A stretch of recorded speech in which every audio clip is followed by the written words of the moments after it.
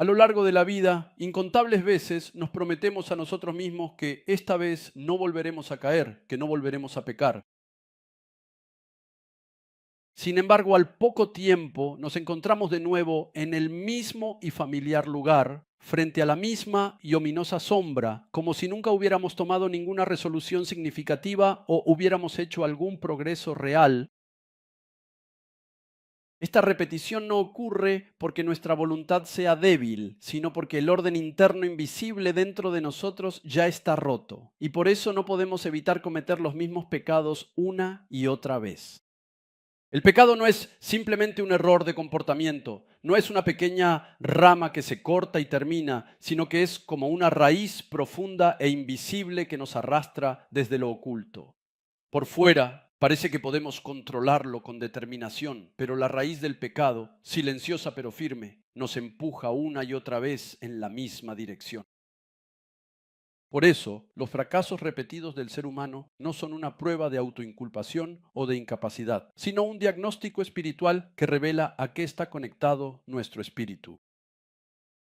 Así como una sombra alejada de la luz, por mucho que se esfuerce, no puede iluminarse por sí misma, nuestro espíritu, separado de Dios, jamás podrá brillar por su propia fuerza. Al final, repetimos los mismos pecados. No es porque el pecado sea demasiado fuerte, sino porque si nuestro espíritu no se aferra a un amor más grande, a una luz más profunda, ninguna resolución que tomemos nunca podrá durar mucho tiempo. Por eso, las caídas repetidas no son un registro de fracasos, sino debes entender que son la voz de Dios diciéndote, no vivas por tu propia determinación, sino por mi gracia.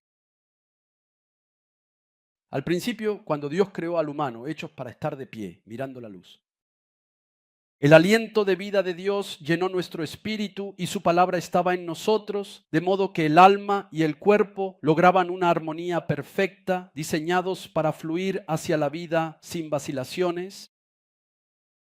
En el ser humano original no existía ninguna razón para pecar repetidamente ni para sentirse atraído por la oscuridad. Sin embargo, la caída no fue simplemente un acto de desobediencia, sino el momento en que el eje mismo de la existencia se derrumbó por completo. Por la decisión del ser humano de apartar a Dios del centro, la dirección de nuestro espíritu se distorsionó y el yo curvado hacia adentro reemplazó el orden de la vida. Desde entonces debemos entender que los seres humanos no simplemente eligen pecar, sino que como una existencia inclinada fluye naturalmente hacia donde está inclinada, repetimos el pecado y nos dirigimos inevitablemente hacia la oscuridad.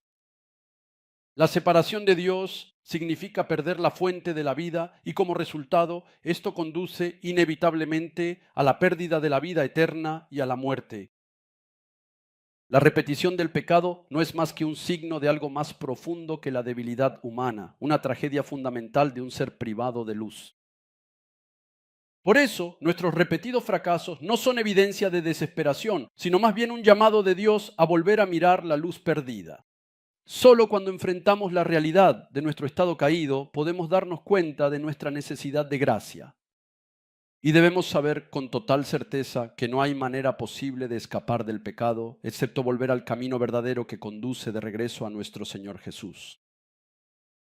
El texto de hoy, Romanos, es una carta que contiene las reflexiones teológicas más maduras de Pablo, escritas durante su último viaje misionero. En ese momento, la iglesia de Roma estaba compuesta tanto por cristianos judíos como por cristianos gentiles. Y era una época en la que estaban muy presentes preguntas candentes como ¿qué puede hacer la ley y qué es lo que cumple el Evangelio?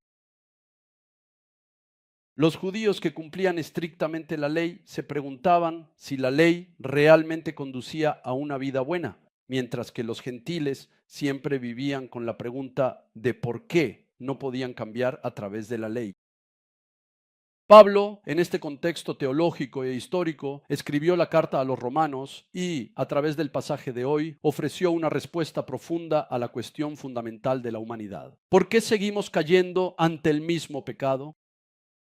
Romanos capítulo 7 representa no solo la experiencia personal de Pablo, sino que habla en nombre de toda la humanidad caída.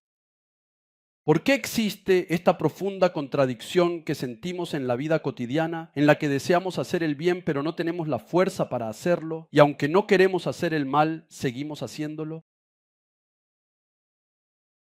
Este significado está plenamente reflejado en el pasaje de hoy. Pablo describe el pecado no simplemente como un problema de acciones, sino como una especie de gran poder que habita dentro del ser humano. Por eso, este pasaje no es una confesión psicológica, sino un diagnóstico espiritual. Ahora vamos a examinar el pasaje detenidamente. Versículo 18. Yo sé que en mí, es decir, en mi carne, nada bueno habita. Pablo está haciendo el diagnóstico más honesto y a la vez más serio sobre el interior del ser humano. En mi interior no hay nada bueno. Aquí la palabra carne no se refiere simplemente al cuerpo humano, sino al estado autónomo del ser humano que intenta existir sin Dios, es decir, a todo nuestro yo distorsionado después de la caída. Todos nosotros deseamos el bien. Queremos ser buenas personas, buenos padres, buenos hijos y buenos creyentes. Pero Pablo dice, aunque deseo hacer lo bueno, no soy capaz de hacerlo. Esto no reduce los problemas humanos a una falta de voluntad. Pablo ahora está diciendo que el fracaso humano no es una cuestión de resolución, sino más bien una falta de capacidad, un colapso del ser. Después de la caída, el ser humano se encuentra en un estado en el que se ha cortado la fuerza para caminar hacia el bien. Versículo 19. De hecho, no hago el bien que quiero, sino el mal que no quiero. Este versículo es aquel con el que instintivamente sentimos una empatía más profunda. Nos preguntamos, ¿por qué sigo en el mismo lugar? ¿Por qué peco y por qué permanezco así? ¿Por qué caigo tan indefensamente en el mismo pecado cada vez? Pablo está explicando ahora de manera muy clara la razón. El ser humano no es pecador porque peca, sino que peca porque ya es pecador. Pecamos porque ya somos pecadores. En otras palabras, el pecado no es el resultado de nuestras acciones, sino que es nuestra naturaleza falsa que ya reside en el ser humano caído. Eso, deseemos hacer el bien antes de podamos llevarlo, la naturaleza pecaminosa nos domina. No es porque nos falte determinación, sino porque nuestra inclinación interna ya está dirigida hacia la oscuridad. Por eso cometemos pecado. En el versículo 20 del texto dice, ya no soy yo quien lo hace, sino el pecado que habita en mí. Pablo está explicando aquí el problema del pecado humano desde una nueva perspectiva. Este versículo no es en absoluto una excusa para eludir la responsabilidad. Al decir que no soy yo quien lo hace, sino el pecado que habita en mí, no está poniendo excusas ni evadiendo la responsabilidad. Más bien, Pablo está revelando aún más profundamente la realidad del pecado arraigado en el interior humano. El pecado que, según Pablo, habita en mí no es simplemente una tentación o un impulso emocional. Se refiere a una fuerza arraigada en el ser humano, es decir, una autoridad espiritual que domina la existencia humana desde que se separó de Dios, el espíritu del maligno. Pablo dice lo siguiente: cuando hago el mal que no deseo, el eje central que impulsa esa acción no soy yo, sino que es lo que se ha asentado en mi interior, es la fuerza del pecado. Esta confesión explica el conflicto entre el yo espiritual del ser humano y su naturaleza caída. En otras palabras, aunque mi voluntad se orienta hacia el bien, mi naturaleza ya está inclinada hacia el pecado, por lo que estas dos fuerzas chocan constantemente en mi interior. Por eso, a menudo nos sentimos así. ¿Por qué en ciertos momentos me dejo arrastrar por el pecado y hago el mal como si me hubiera convertido en una persona completamente diferente? ¿Acaso ustedes no han sentido algo así?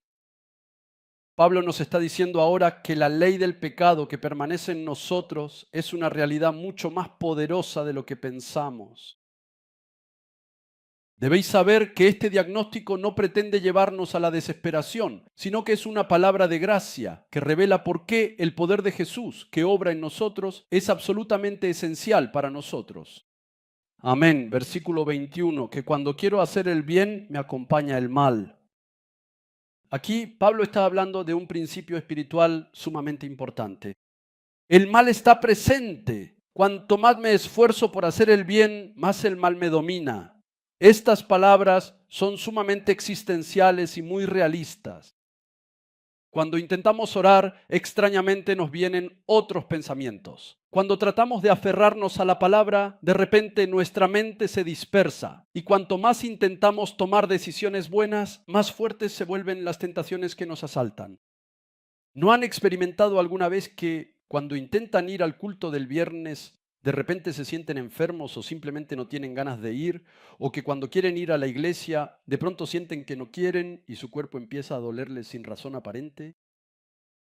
Pablo dice que esto no es un fenómeno psicológico, sino una ley interna en la que el mal está presente junto a nosotros.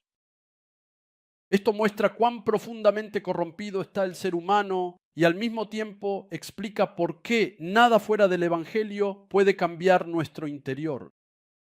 Pablo lo expresa así: deseo hacer el bien, pero la dirección hacia la que me arrastra siempre está mezclada con el pecado. Es decir, la ley del pecado que existe en el interior humano no es simplemente un problema que obstaculiza la buena voluntad, sino una fuerza profunda que intenta determinar nuestras acciones y nuestra dirección. Este entendimiento nos conduce a dos lugares. Uno habla de un lugar de desesperación, el otro de aferrarse a Jesucristo, un lugar donde no hay otra esperanza que Jesucristo. La constatación de Pablo plantea la pregunta: ¿qué será de nosotros, los humanos, si no tenemos una ley más fuerte que la ley del pecado que mora en nosotros, un poder superior al nuestro, una luz más brillante que la nuestra? ¿Nunca puede cambiar? ¿Aún te sientes sin inspiración? Estoy rechazando esta afirmación, ya que es el pecado dentro de mí lo que me lleva a este pensamiento. En último término, nuestra mirada debe dirigirse a Jesucristo para evitar pecar. La única esperanza a la que se aferró Pablo es ese nombre, Jesucristo. Pablo clama así en Romanos capítulo 7: soy un pobre miserable. Ustedes también claman así: oh, soy la persona más libre de pecado. ¿No dicen eso, verdad? Soy un pobre miserable. La verdad que Pablo descubrió fue la ley del pecado que habita en él. Pero no termina ahí. Justo después, Pablo exclama lo siguiente. Es Romanos capítulo 7, versículo 25. ¿Por qué no lo leemos todos juntos? Comencemos. Gracias a Dios por medio de Jesucristo nuestro Señor. Soy un pobre miserable. Después de confesar esto, dice inmediatamente: gracias a Dios por medio de Jesucristo nuestro Señor. El clamor de Pablo no era el final, sino la puerta de entrada a la gracia de Jesucristo. Amén. Soy una persona miserable, soy un pecador. Esa es la puerta de entrada a la gracia de Jesucristo. Este no es un simple cambio emocional, sino el comienzo de la salvación, inaugurado por el Evangelio al final de la desesperación. Porque esta es la verdad más crucial que Pablo descubrió. El problema del pecado recurrente jamás puede resolverse por la voluntad humana. Solo el poder de Jesucristo puede romper el ciclo. La razón es que Jesús vino a nosotros con una ley mucho mayor que la ley del pecado. Y el siguiente capítulo, Romanos 8:2, declara con gran claridad. Vamos a leerlo todos juntos.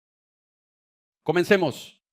Pues por medio de él la ley del Espíritu de vida te ha liberado de la ley del pecado y de la muerte. Aquí Pablo compara dos leyes: la ley del pecado que habita en mí y la ley del Espíritu que viene por medio de Jesucristo. Esto significa que el pecado no es solo un simple deseo, sino una fuerza que nos arrastra hacia abajo como una ley. Pero Jesucristo, con una ley superior y un poder más fuerte que esa fuerza, nos eleva por encima de ella. La explicación de Jesús de por qué repetimos el pecado es clara. Esto es Juan 8:34. Vamos a leerlo todos juntos. Comencemos. Les aseguro que todo el que peca es esclavo del pecado, afirmó Jesús. Este pasaje nos dice que la razón por la que repetimos el pecado no es simplemente porque nos falta determinación, sino porque estamos atados como esclavos al pecado. Pero Jesús, justo después de esas palabras, nos dio la respuesta de inmediato en Juan capítulo 8, versículos 35 y 36. ¿Leemos este pasaje todos juntos? Comencemos. Ahora bien, el esclavo no se queda para siempre en la familia, pero el hijo sí se queda en ella para siempre. Así que si el hijo los libera, serán ustedes verdaderamente libres. Esto es el centro del Evangelio. Romper con la repetición del pecado no depende de nuestra determinación ni de nuestra resolución. Esa liberación solo es posible a través del Hijo, Jesucristo. Jesús no es alguien que simplemente trata con los actos pecaminosos. La cruz de Jesús vino a atacar la raíz del pecado repetido, es decir, nuestro estado espiritual separado de Dios. Hebreos 9:14 proclama esta verdad de la siguiente manera. Leamos juntos también esta palabra. Comencemos. Si esto es así, ¿cuánto más la sangre de Cristo, quien por medio del Espíritu eterno se ofreció sin mancha a Dios, purificará nuestra conciencia de las obras que conducen a la muerte, a fin de que sirvamos al Dios viviente? ¿No limpiará vuestra conciencia de las obras muertas para que sirváis al Dios vivo? ¿Qué es lo que lo hace? La sangre de Jesucristo. La sangre de la cruz no es simplemente el perdón de nuestros pecados. Es el poder que rompe la vida repetida en obras muertas y nos conduce a una nueva vida. Esto es porque Jesús no resuelve el problema del pecado solo en las acciones externas, sino que lo transforma completamente desde el orden fundamental interno. Así, el Evangelio nos aleja del ciclo repetitivo del pecado y nos lleva a mirar a Jesús. Las dos preguntas que nos hacemos: ¿por qué sigo repitiendo el pecado? ¿Por qué cuando caigo vuelvo a caer? La Biblia nos responde a esto con dos verdades claras. Primero, el ser humano es un ser que no puede sostenerse por sí mismo. Somos seres incapaces de sostenernos por nosotros mismos. Pablo lo diagnostica con franqueza. Es el mensaje de Romanos 7, 18, 19. ¿Leamos todos juntos? Comencemos. Yo sé que en mí, es decir, en mi carne, nada bueno habita. Aunque deseo hacer lo bueno, no soy capaz de hacerlo. De hecho, no hago el bien que quiero, sino el mal que no quiero. Si llegamos a este punto, nos damos cuenta de que realmente no tenemos ninguna fuerza para resistir el pecado. Entonces, ¿qué debemos hacer? ¿Qué se supone que debemos hacer? Es decir, la repetición del pecado es la razón que evidencia nuestro estado espiritual, nuestra verdadera naturaleza espiritual, mostrando nuestra impotencia esencial. Debemos entender al menos que el ser humano ha perdido la capacidad de cambiar por sí mismo. En segundo lugar, la repetición del pecado es un canal de gracia que nos conduce a Jesús. Pablo, al contemplar su propio pecado e impotencia, clama desesperadamente, pero de inmediato dirige su mirada al centro del Evangelio. Y dice lo siguiente, Romanos capítulo 7, versículos 24 y 25. Hace un momento leímos ambos versículos, pero vamos a leerlos una vez más. Comencemos. Soy un pobre miserable. ¿Quién me librará de este cuerpo sujeto a la muerte? Gracias a Dios por medio de Jesucristo nuestro Señor. Esta palabra significa que yo no puedo corregirme a mí mismo de ninguna manera. Esta palabra significa que no puedo salir del pecado por mis propios medios. Pero esta palabra significa que Jesús me salva. Por eso ahora podemos entender la repetición del pecado de esta manera. No podemos vencer el pecado por nosotros mismos. No podemos vencer el pecado por nosotros mismos. Entonces, el hecho de que sigamos cometiendo pecados significa que en realidad no estamos buscando a Jesús de verdad. Significa que no creemos en Jesucristo. Debemos alejarnos de ese absurdo pecado de no saber qué es el pecado y decir que no pecamos. Desde la perspectiva del Evangelio, debemos entender que la repetición del pecado no es para condenarnos, sino que es una fuerza reactiva que nos acerca más a Jesús. Porque la Biblia lo promete así. Es Romanos capítulo 5, versículos 20 al 21. Leamos todos juntos. Comencemos. Pero donde abundó el pecado, sobreabundó la gracia. Y así como reinó el pecado en la muerte, reine también la gracia que nos trae justificación y vida eterna por medio de Jesucristo nuestro Señor. La repetición del pecado no es para condenarnos, sino que es la mano de Dios que nos acerca más a Jesús. Donde abundó el pecado, sobreabundó la gracia. Es decir, incluso en los lugares donde el pecado parece profundo, la gracia de Jesús obra en nosotros de manera aún más profunda, más grande, más perfecta y más abundante. Por lo tanto, en medio de la repetición del pecado, lo que debemos mirar no es nuestro fracaso, sino la gracia de Jesucristo que se derrama nuevamente sobre ese fracaso, sobre ese pecado. Por lo tanto, queridos todos, no se desanimen ante los pecados repetidos. Esa repetición de hechos se convertirá en el lugar donde podremos ver con mayor claridad el poder de Jesucristo. Podemos ver que por qué pecamos repetidamente es la mano amorosa de Dios revelándonos el viejo yo a abandonar y permitiéndonos conocer más profundamente la gracia de Jesucristo a la que aferrarnos. Amén. Queridos hermanos y hermanas, ya hemos confirmado a través de la confesión de Pablo que el ser humano no puede cambiarse a sí mismo por sus propios medios, pero el Evangelio no se detiene en nuestra incompetencia. El Evangelio es el poder de Dios, permite un nuevo comienzo en la desesperación. Entonces, ¿cómo cambia Jesús nuestro ciclo recurrente y destructivo de pecado? Examinemos con atención el poder transformador del Evangelio paso a paso, con una profunda reflexión. Primero, Jesús es quien nos da un corazón nuevo. La repetición del pecado no es simplemente un error o un hábito, sino que surge de un estado incorrecto del corazón. La Biblia diagnostica el problema humano en Jeremías 17:9 de la siguiente manera: más engañoso que todo y sumamente corrupto es nuestro corazón. Amén. Por eso, no es que el ser humano deje de pecar solo por intentar controlar su corazón. Sin embargo, Dios nos ha prometido lo siguiente a través del nuevo pacto. Esto es lo que dice Ezequiel capítulo 36, versículos 26 y 27. Leamos todos juntos una vez. Comencemos. Les daré un nuevo corazón y derramaré un espíritu nuevo entre ustedes. Quitaré ese corazón de piedra que ahora tienen y les pondré un corazón de carne. Infundiré mi espíritu en ustedes y haré que sigan mis estatutos y obedezcan mis leyes. Todos, el nuevo corazón del que se habla aquí no es simplemente un cambio de emociones o una nueva determinación, sino un corazón completamente diferente, creado por el Espíritu Santo dentro de nosotros.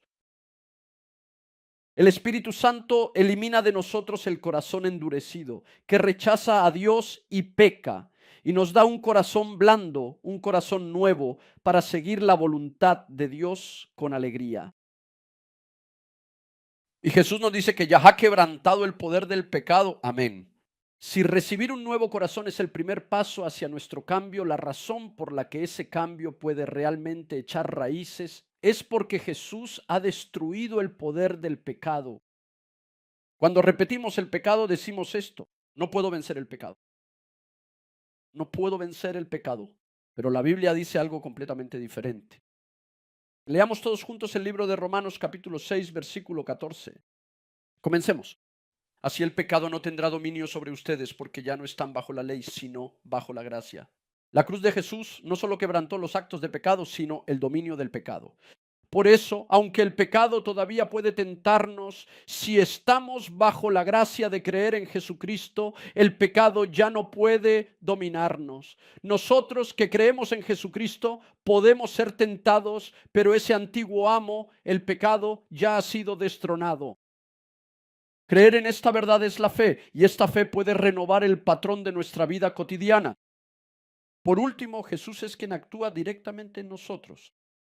A menudo decimos cosas como estas: tengo que hacerlo mejor, tengo que superarlo, no debo pecar, debo ser más fuerte. Sin embargo, la Biblia dice exactamente lo contrario. No se trata del esfuerzo centrado en el ser humano, sino de la gracia de Dios.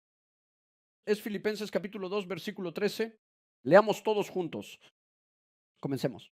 Pues Dios es quien produce en ustedes tanto el querer como el hacer para que se cumpla su buena voluntad.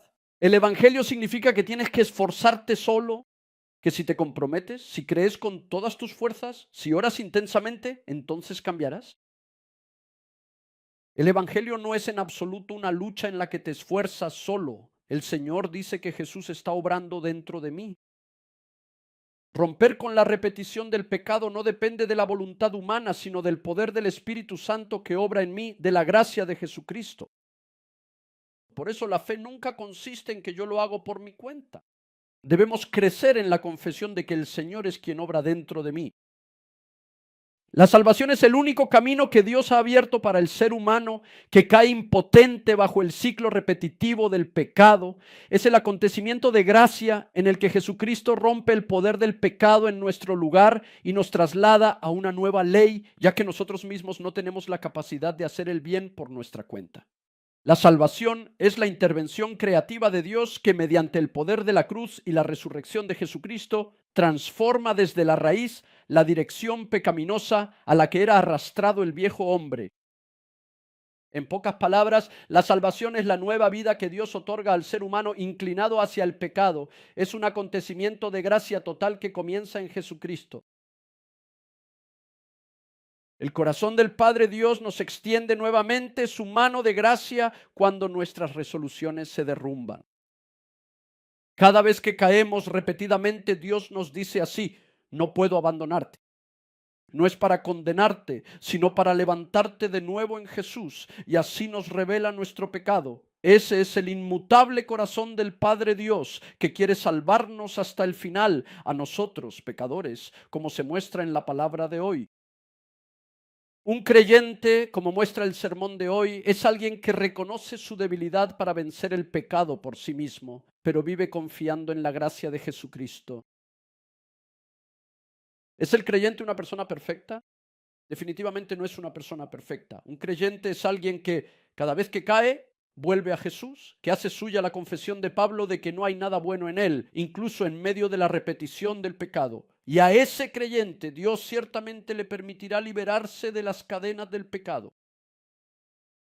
El creyente es alguien que, aunque está sujeto a las cadenas del pecado y a la ley del pecado, cree y sigue el hecho de que la ley del Espíritu de vida en Cristo Jesús lo sostiene y lo guía.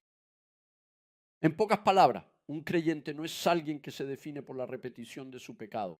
El creyente es aquel que, en medio de esa repetición, ve con mayor claridad el amor de la cruz de Jesucristo. Queridos todos, la palabra de hoy nos plantea una pregunta muy importante. ¿De verdad creo en Jesucristo? ¿O sigo luchando por vivir con mis propias fuerzas? Si como Pablo nos enfrentamos a la realidad de no poder hacer el bien que deseamos y repetir el pecado que no queremos, hoy debemos acercarnos humildemente al llamado de Dios. ¿Cuál es ese llamado? Es el llamado al arrepentimiento. Amén. El arrepentimiento es reconocer que no tengo la capacidad de hacer el bien por mí mismo y aferrarme a que solo Jesús es mi fuerza. Amén. Todos, ¿qué sucede cuando nos arrepentimos de verdad? Nuestro corazón, que estaba oprimido por la repetición del pecado, queda completamente liberado. Amén. El poder del Espíritu Santo que obra en mí comienza a fluir de nuevo y nunca permitirá que nuestra alma sea destruida por cosas como el pecado. El arrepentimiento no es un lugar donde me hago pequeño, sino donde la gracia de Jesús se manifiesta en grande. Quien no se arrepiente constantemente trata de engrandecerse a sí mismo. No tengo ningún pecado, no tengo pecado en absoluto. Recuerden que el arrepentimiento no es un lugar donde me hago pequeño, sino donde la gracia de Jesús se manifiesta en grande.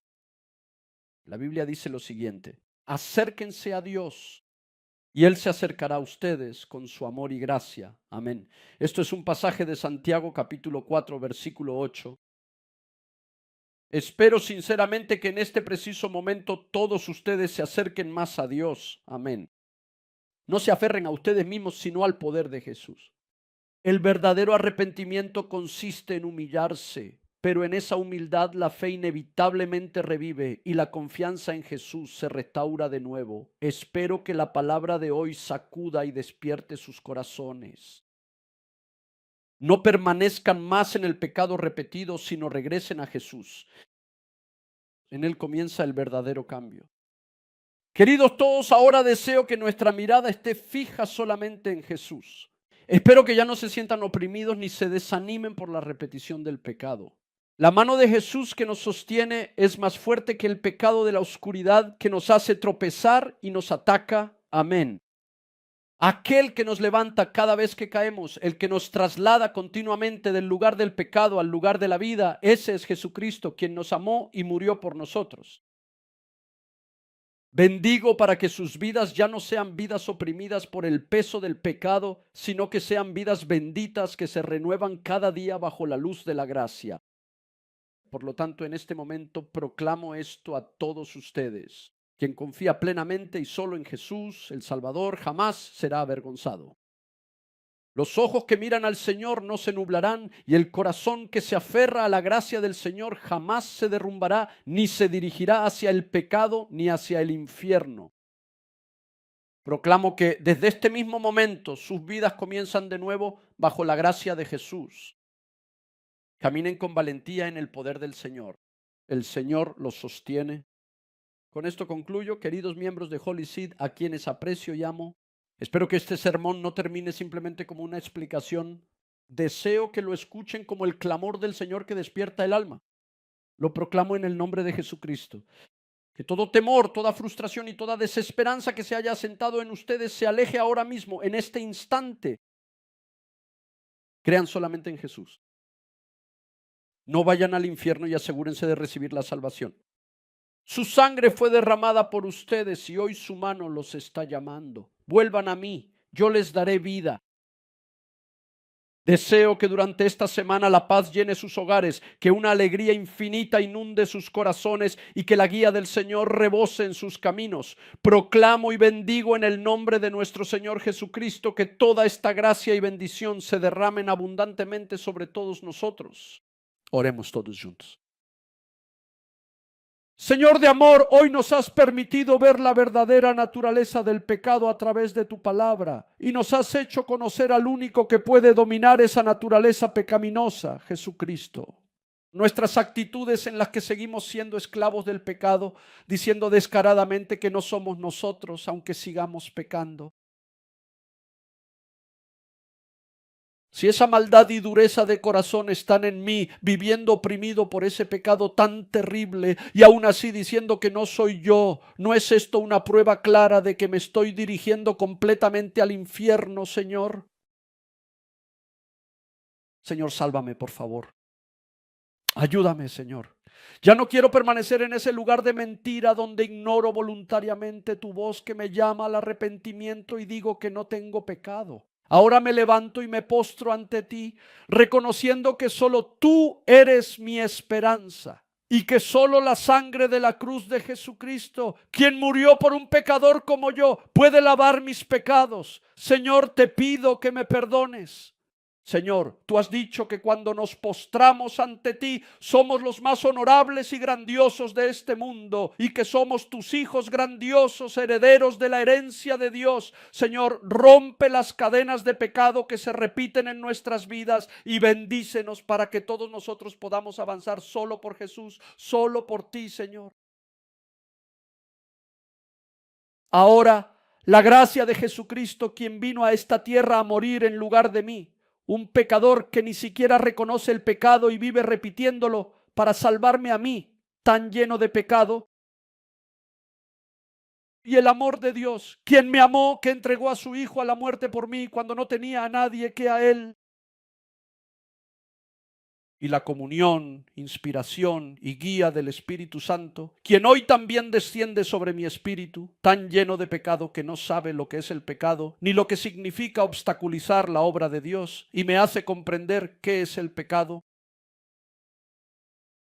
Hoy también al arrodillarnos completamente ante el Señor y confesar, Señor, soy un pecador, sobre cada una de las personas reunidas aquí, que podamos disfrutar plenamente del amor del Señor y salir al mundo con libertad para confesar que Jesús está vivo. Permite que todos nosotros aquí reunidos tomemos la decisión de vivir siguiendo la palabra de hoy, esperando solo en el Señor y que en el alma de cada una de las personas reunidas aquí que el poder, la gloria, la majestad, la autoridad y el poder de nuestro Jesucristo estén con nosotros en nuestras vidas y almas por los siglos de los siglos. Amén.